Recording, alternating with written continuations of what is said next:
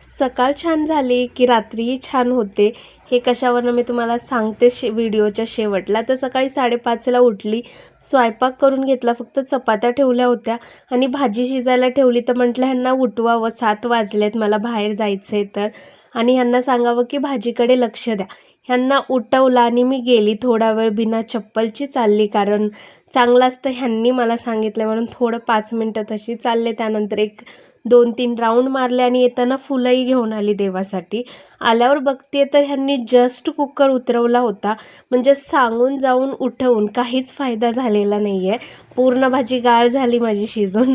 त्याच्यानंतर आम्ही ड्रायफ्रूट्स ते खायला. ह्यांना मस्त तूप, हळद आणि दुधावरची साय टाकलेले दूध असतं आणि माझं प्रोटीनचं दूध असतं.